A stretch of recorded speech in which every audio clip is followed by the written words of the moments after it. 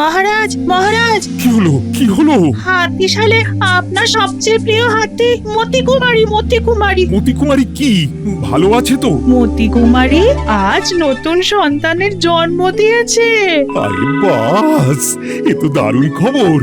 আহ, কি যে আনন্দ হচ্ছে কি বলবো।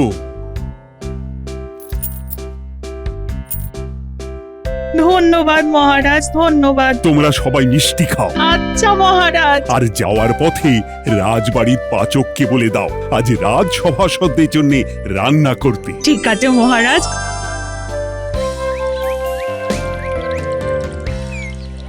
ওহ, কতদিন মনটা খারাপ ছিল, কিন্তু আজ আমি সত্যিই খুব খুশি। কি ব্যাপার মহারাজ, হঠাৎ এত খুশির কারণ কি? আরে আরেকজন তো আসেনি, সে না আসলে কি করে বলি। এসে গেছি এসে গেছি, ঘাস বনে কাশফুল পেলাম, নিয়ে এলাম। আদি খেতা জপ বাবা, পুজো এসে গেল। এতক্ষণে তো মনে হয় মা দুর্গা স্বর্গ থেকে সিংহের পিঠে চড়ে মর্তের উদ্দেশ্যে রওনা দিয়ে দিয়েছেন। এবছর দেবী দুর্গার গজে আগমন। এই তো মনের আনন্দটা আরো বেড়ে গেল। মহারাজ, আনন্দের কারণটা কি? আমার সবচেয়ে প্রিয় হাতি মতিকুমারী সন্তানের জন্ম দিয়েছে। বাহ বাহ, আমাদের রাজ্যে নতুন গজের আগমন হয়ে গেল। এই আনন্দে হয়ে যাক ভুরিভোজ। সেসব কিছু বলা আছে। তোমাদের জন্য আজ রাজবাড়িতে দুপুরের খাবারের ব্যবস্থা হচ্ছে। বলছি মহারাজ, আমার গিন্নিটা তো বাড়িতে আলু সেদ্ধ ভাত খেয়েই কাটাবে। আমি কি গিন্নির জন্য খাবার নিয়ে যেতে পারি মহারাজ? এত হ্যাংলা জীবনে দেখিনি। কি বললেন? আমি হ্যাংলা? আমি খেলে চেয়ে খাই, আপনার মতন। কি বলতে চাইছো কি গোপাল? আমি চোর? এত বড় অপমান! আমি আমি থাকবই না এই রাজসভায়। তাহলে পালিয়ে যান, আমাদের বুদ্ধি বেড়ে যাবে। কথায় আছে চোর পালালে বুদ্ধি বাড়ে। এই এই এই এই, তোমরা ঝগড়াটা বন্ধ করো তো। পুটি, পুজো তো চলে এলো। কটা শাড়ি হলো রে তোর? কিছুই হয়নি রে। তোর তো দেখছি আমার মতনই অবস্থা রে পুটি। এবারে মনে হচ্ছে পুরনো জামা মার দিয়ে ভাঁজ করে পরতে হবে। আরে অত চিন্তা করছিস কেন? যার কেউ নেই তার গোপাল দাদু আছে। এটাও তো ঠিক কথা বলেছিস। গোপাল দাদু তো প্রত্যেকবার আমাদের পুজোর সময় জামা কাপড় কিনে দেন, এবারেও নিশ্চয়ই কিনে দেবে। হ্যাঁ, আশায় আশায় থাকতে হবে।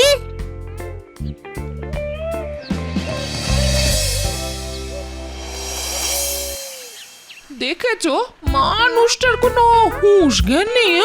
একজন বাড়িতে না খেয়ে বসে আছে আর উনি এখনো বেপাত্তা। না না না না, আমি কি করে একা একা খেয়ে নেবো? এ হয় না। খাসা হয়েছে পোলাওটা। আহ, শুধু কি পোলাও? আলুর দমেরও কোনো তুলনা নেই। রাজবাড়ির রান্না বলে কথা, কোনো তুলনা হবে না। লজ্জা করে খাবে না কিন্তু, যা লাগবে চেয়ে নেবে। তাহলে এক কাজ করুন মহারাজ, আমাকে একটু বাটিতে করেও দিয়ে দিন, বাড়ি নিয়ে যাব। আহ, ওরকম ভাবে বলার কি আছে? আমি বৌমার জন্য খাবার নিয়ে যাবার ব্যবস্থা করে দিচ্ছি। ধন্যবাদ মহারাজ। এখন বাড়ির জন্যও নিয়ে যাচ্ছে। হ্যাঁ, আপনার না হয় গিন্নির জন্য তেমন দরদ নেই। আগামীকাল রাজসভায় কিন্তু কেউ দেরি করে আসবে না। কালকে সবাইকে পুজোর ভাতা দেওয়া হবে। এতক্ষণ খেয়ে দিয়ে পেট চওড়া হচ্ছিল, এবার তো আনন্দে আমার বুকটাও চওড়া হয়ে গেল।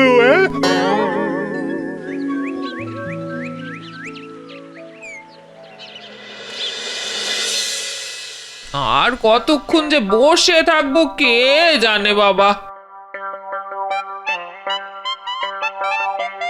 আর অপেক্ষা নয়, চুপচাপ বসে না থেকে টুপটাপ খেয়ে নাও। পোলাও, আলুর দম, আরো কত কি আছে দেখো। দারুণ হয়েছে। তার মানে তুমি খেয়ে এসেছো? হ্যাঁ, নইলে বলছি কি করে যে দারুণ হয়েছে? আমি যদি এগুলো খাই তাহলে যেগুলো বাড়িতে রান্না করেছি তাহলে সেগুলোর কি হবে? আরে সেগুলো ঢেকে রাখো, রাতে খাওয়া হবে। বেশ, তুমি আমার কথা কত ভাবো গো। কালকে পুজোর ভাতা পাবো গিন্নি, তোমার জন্য নতুন শাড়িও কিনে দেব। শুধু আমার জন্য নাকি? আমাদের মেয়ে, জামাই, ছেলে। হ্যাঁ, তা তো কিনতেই হবে। আমার মায়ের কথাটা ভুলে যেও না যেন। এবারে একটা গরদের শাড়ি দেবো, কেমন? আর তুমি নিজের জন্য কি নেবে ভেবেছো? হ্যাঁ? ভেবেছি একটা পাঞ্জাবি বানাতে দেবো, বুঝলে? ও দেখি আজ বিকেলে ওই দর্জি দাদার কাছে যাব।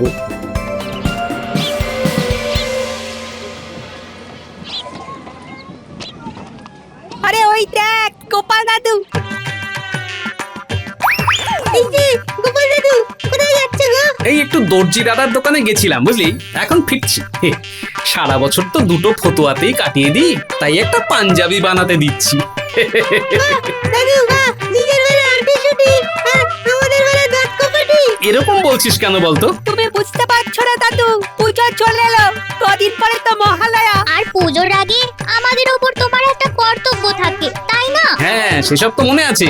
কালকে মহারাজের কাছ থেকে অর্থ পাবো, তারপর দোকানে যাব, তারপর তো তোরা পাবি। কিন্তু তুমি যে পাঞ্জাবি বানাতে দিলে। আরে আমি কি পাঞ্জাবি বানানোর মজুরি দিয়ে দিয়েছি নাকি? আগে হাতে পাবো, তারপর মজুরি দেব। তাহলে ঠিক আছে, এবার তাহলে তুমি বাড়ি যেতে পারো।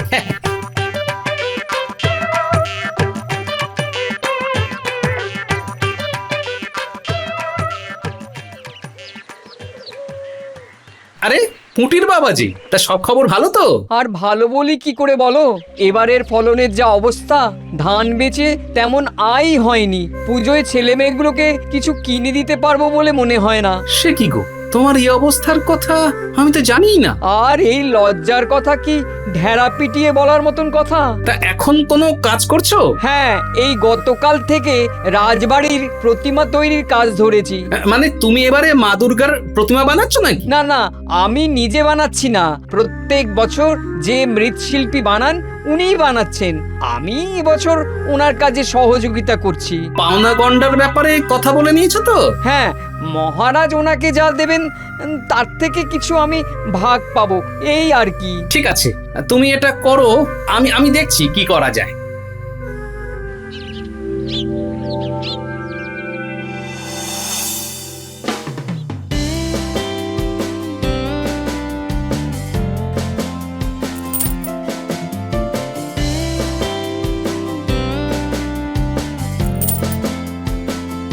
গোপাল চলে এসো।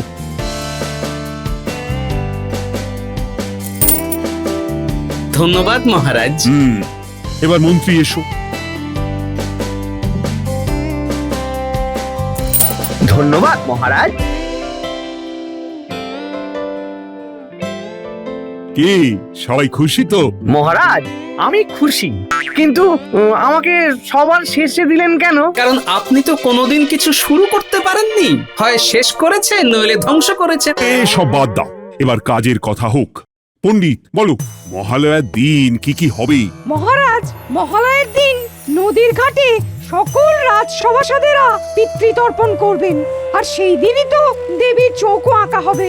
আমি বলছিলাম কি মহারাজ, পুজোর সময় সবারই ইচ্ছে হয় একটু নতুন জামা কাপড় পরার, তাই এবার যদি আপনি মহালয়ার দিন গরিব প্রজাদের বস্ত্র দান করেন তাহলে বেশ ভালো হয় মহারাজ।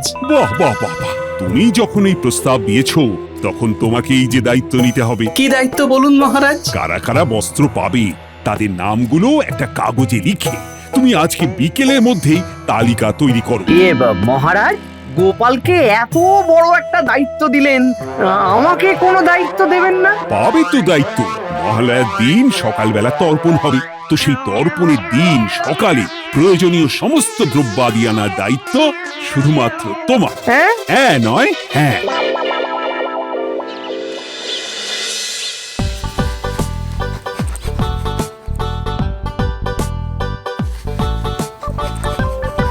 বলি তুমি সেই রাজবাড়ি থেকে ফেরার পর থেকে কি হিজিবিজি লিখে চলেছো বলো তো?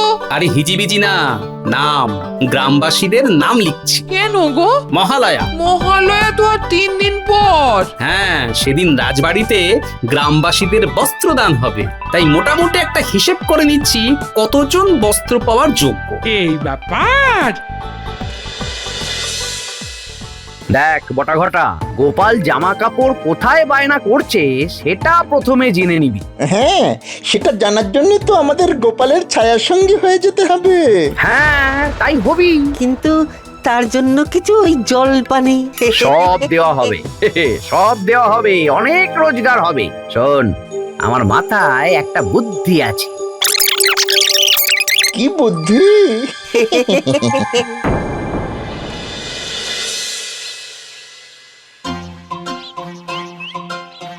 দাদু চলে এসেছি, চলো কেনাকাটা হবে। আমি এখন রাজবাড়িতে যাচ্ছি, মহারাজের সাথে আলোচনা আছে। তোরা বরং দিদার সাথে চলে যা, বুঝলি? দিদাকে সব বলা আছে। ঠিক আছে দাদু। আরেকটা কথা ছিল। কি কথা? আমাদের পণ্ডিত মশাই আগামীকাল একটা পরীক্ষা নেবেন। তাতে মহালয়া সম্পর্কে আমরা কে কি জানি সেই নিয়ে জিজ্ঞেস করবেন। তাই তোমার কাছে গল্প শুনবো। বেশ, আমি সব কাজ সেরে ফিরি, আজ রাতে আমার কাছে আসবি, গল্প শোনাবো। মোট 170 জন। হ্যাঁ মহারাজ। তা তুমি এত তাড়াতাড়ি এই হিসেবটা কি করে করলে? সেই জন্যই তো আমার নাম গোপাল ভাঁড় মহারাজ। আরে হেয়ালি না করে বলো। দেখুন মহারাজ, আমাদের রাজ্যে যারা ভাগ চাষী আছে তাদের এবারে তেমন রোজগার হয়নি, তাই আমি তাদের আর তাদের পরিবারের সদস্যদের নাম লিখে দিয়েছি। কেন? কারণ এবারে চাষাবাদ তেমন ভালো হয়নি মহারাজ, তাই অনেক ভাগ চাষী অন্য কাজে যোগ দিয়েছে। যেমন এই ধরুন না, পুটির বাবাই তো রাজবাড়িতে প্রতিমা তৈরির কাজে সাহায্য করছে। ও হ্যাঁ, তাই তো।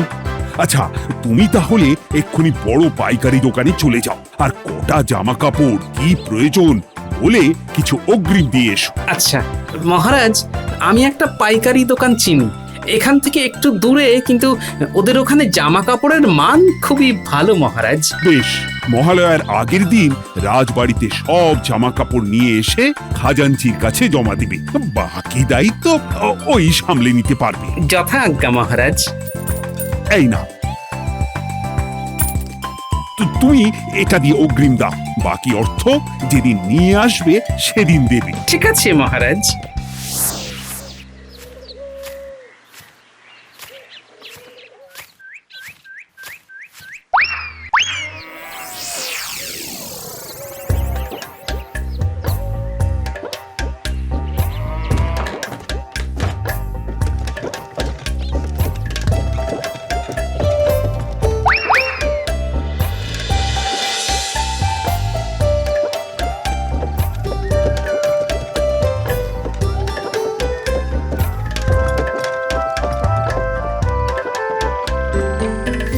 এই যে বেশ কিছু লাল শাড়ি এসেছে চৌকি দিয়ে কাজ করা, এই দেখো। বাহ, বেশ সুন্দর তো। দেবো নাকি? হ্যাঁ দিও তাহলে। আর ধুতিগুলোর পাটটা মোটা দেবে, বুঝলে? মোটা পাড়ের ধুতিগুলো গুদামে আছে, আপনার কি এক্ষুনি সব লাগবে? না না, দুদিন পরে হলেও হবে। তাহলে আপনি কবে সব নেবেন বলুন? আমি মহালয়ার আগের দিন বিকেল বেলা আসবো, সব একসাথে নিয়ে যাব।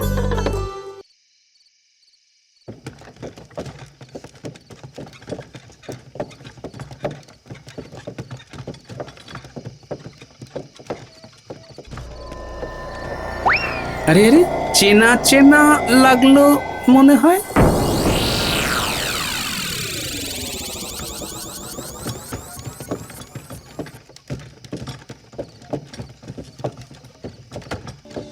এবারে জানতে হবে গোপাল কবে জামা কাপড়গুলো নিয়ে যাবে, সেদিনই আসল মজা। চল কায়দা করে ওই দোকানির কাছ থেকে জেনে আসি।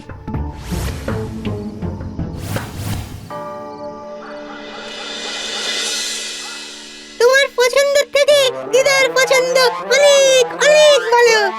বেশ, বুঝলাম। তা তোরা খুশি তো? খুব খুশি। আরো খুশি হবি, মানে এবারে দ্বিগুণ খুশি হবি, কারণ রাজবাড়ি থেকে মহালয়ার দিন দুপুর বেলায় তোরা আবার জামা কাপড় পাবি। কি মজা! কিন্তু আমি তো কাল মায়ের সঙ্গে মামার বাড়ি যাচ্ছি, ফিরতে ফিরতে মহালয়ার দিন বিকেল হয়ে যাবে। তাতে কি আছে, তোরটা তোর বাবার হাতে দিয়ে দেওয়া হবে। ও, এবার তাহলে আমাদের মহালয়ার গল্পটা বলো। শোন তাহলে। মহিষাসুর নামের এক শক্তিশালী অসুরকে বধ করার জন্য ব্রহ্মা, বিষ্ণু ও মহেশ্বর, এই তিনজন দেবতা সম্মিলিতভাবে দেবী দুর্গার সৃষ্টি করেন। কেন দাদু, দেবতারা কি মহিষাসুরকে দমন করতে পারতেন না, যে দেবী দুর্গাকে সৃষ্টি করতে হলো? মহিষাসুর বর পেয়েছিল যে কোনো দেবতা বা মানুষ তাকে বধ করতে পারবে না, তাই দেবতারা মিলিতভাবে এক নারী শক্তির সৃষ্টি করেন, যিনি মহিষাসুরকে বধ করতে সক্ষম। আচ্ছা। মহালয়ার দিন দেবী দুর্গা মর্তে আবির্ভূত হন। এবং এই দিন থেকেই দেবী পক্ষের সূচনা হয়। দাদু ওই বাবা বলছিল তর্পণ করবে, সেটা কি জন্যে? শোন, মহালয়ার দিনটি পিতৃপুরুষদের উদ্দেশ্যে তর্পণ করা হয়, যা পূর্বপুরুষদের আত্মার শান্তি কামনায় করা হয়। নদী পাড়ে দাঁড়িয়ে পিতৃপুরুষকে জল দান, অর্ঘ্য দান করা হয়। কত কিছু জানো তুমি দাদু। আর শোন, মহালয়ার দিন দেবী পক্ষের সূচনা হয় বলে এই দিনেই প্রতিমার চক্ষু আঁকা শুরু হয়, যা দেবীর মূর্তিতে প্রাণ সঞ্চার করে। আর এক সপ্তাহ পরেই তো পুজো। ঢ্যাঙ্কুড়াকুর ঢ্যাঙ্কুড়াকুর ঢ্যাঙ্কুড়াকুর।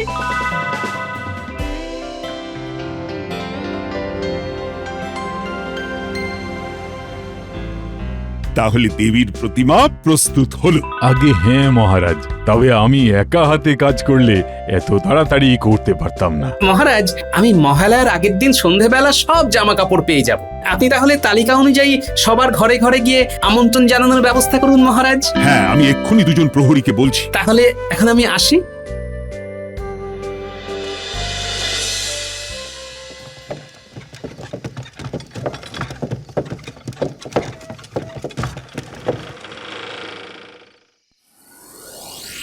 ও গোপাল দাদা, রাস্তা তো বন্ধ গো।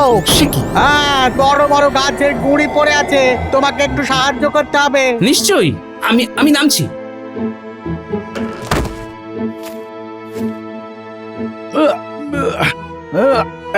আরে বাবা রে, কি ভারী গোপাল দাদা। ধরো ধরো ধরো, তুমি একদিকটা ধরো দেখি। আমি আমি আর একদিকটা ধরছি। সেই ভালো, জোর লাগাকে। হেইয়ো, জোরসে বলো। হেইয়ো। বাবা, সবে একটা গুলি সরানো হয়েছে। কে জানে বাবা, কে বদমাইশি করেছে।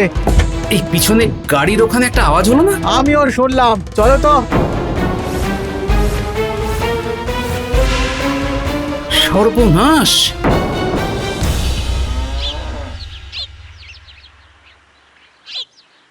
ছি ছি গোপাল, তোমার জন্য লজ্জায় আমার মাথা কাটা যাচ্ছে। মহারাজ, আমি বুঝতে পারিনি। যখন দায়িত্ব সামলাতে পারো না, তখন দায়িত্ব নাও কি করতে। মহারাজ, গোপালকে এক্ষুনি তাড়িয়ে দিন।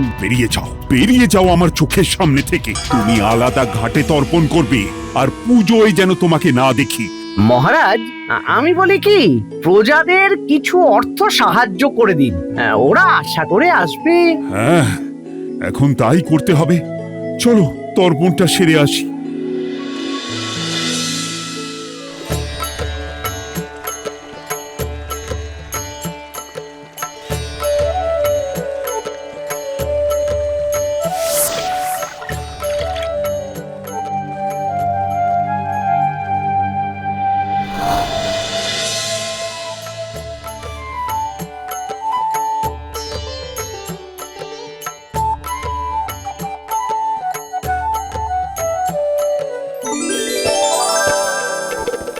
দেবীর চক্ষুদান সম্পন্ন হলো। বেশ, আজকে দুপুরে এখানেই তো বস্ত্রদানের কথা ছিল, কিন্তু অনিবার্য কারণবশত সকলকে অর্থ দান করা হবে।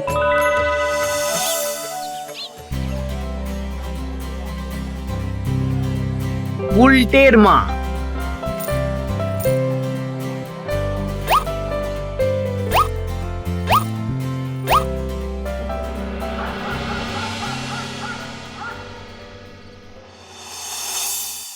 আমি কি অপরাধ করেছে বলো তো গিন্নি? আমার মনে হয় নির্ঘাত তোমাকে ফাঁসানো হয়েছে। হ্যাঁ দাদু দাদু দাদু, এই দেখো আমার নতুন শাড়ি মামা দিয়েছে। আরে আরে, এই শাড়ি তুই কোথায় পেলি? জানো না, আমার মামার তো জামা কাপড়ের দোকান। তাই? হ্যাঁ, তাই তো তোমাকে দেখাতে এলাম। তোর মামার বাড়ি কোথায় রে? দক্ষিণপুর গ্রামে। কিন্তু কেন? আমার সাথে এক্ষুনি তোকে তোর মামার বাড়ি যেতে হবে, এক্ষুনি। কেন? কোনো কথা না, তুমি পুটির বাড়িতে বলে দিও ও আমার সাথে আছে। কি বলছো? কৃষ্ণনগরের মন্ত্রী? হ্যাঁ, ওনার সাথেই তো দিনের আগে কথা হয়েছিল। উনি গতকাল রাতে এই সস্তায় বেশ ভালো মানের জামা কাপড় আমার কাছে বিক্রি করেছেন। উনি নিজে এসেছিলেন? না, উনি নিজে আসেননি, তবে দুজন লোক, কি ঘট্টু না কি যেন, বটা ঘটা। হ্যাঁ হ্যাঁ হ্যাঁ, এই বটা ঘটা, হ্যাঁ ঠিক ঠিক। আচ্ছা, এই কথা তুমি মহারাজের সামনে বলতে পারবে? হ্যাঁ, কেন পারবো না। চলো তাহলে আমার সাথে। মানে কি বলছোটা কি? হ্যাঁ মহারাজ, ওই জামা কাপড় মিলিয়ে 170টা বিক্রি করেছে। দেখলেন তো মহারাজ, আমি নির্দোষ। আমি মন্ত্রীকে ছাড়বো না, এটাকে উচিত শিক্ষা দেব। আর সাথে ওই বটা ঘটাকেও। 117, 118। আর পারছি না। আর পারছি না বললে তো হবে না। মহালয়া থেকে শুরু হয়েছে, এই উঠবোস বিজয়া দশমী অবধি চলবে। আমি মরে যাব। অশুভ শক্তির বিনাশ হবে।